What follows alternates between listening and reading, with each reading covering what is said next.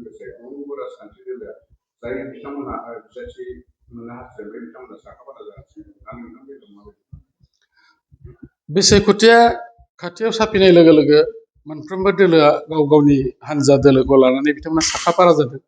थिग बेबादिनो इउपिपिएल दोलोआबो जोङो हारसिङैनो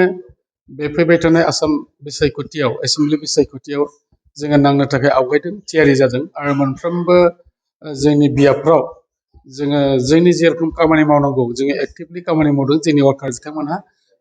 जों बयबो मिथिगौ जे बिटिआर ओनसोलाव देग्लाय फार्स्ट टाइमनि थाखाय बेवहाय 15टा बियाबाव गेलेनो जों खाबु मोनगोन आरो लोगोसेयै जोंनि इउपिपिएल दोलोआ जोङो बे बिटिआर ओनसोलाव थानाय 15टा बियाबनि अनगायैबो बायजोआव बुंनो थाङोब्ला बिटिआरनि बायजोआव थारमाने आसाम पार्टआवहाय जोङो 6टासो गेलेनो थाखाय थिरांथा खालायदों दासिमाव। बेयो जोबथारनायाव मा जायो जों बेखौ बुंनो हाया, नाथाय जोङो बिटिसि आरो ओरै आसाम पार्ट मोननैजों लोगो नांनानै गासै 21 बियाबाव जों गेलेनो थाखाय साखाफारा जादों आरो बे बियाबफ्राव सोर बिजाथिफोरखौ हरनाय जागोन बेखौ जोंनि दोलोनि हाइकमान्ड प्लास बेवहाय मोनसे पलिसि मेकिं बडि थायो, बिथांमोना थिग खालायगोन जे बबे बियाबाव सोरखौ होफिननाय जागोन। दा बेनिखायनो एसे सम नेबावनांगोन, बे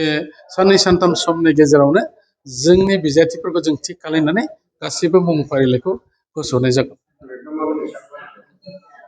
साखाफाराया आंजों लोगोसे हयथ' गासिबो जागोन, खिन्थु आं आगोलनो बुंदों जे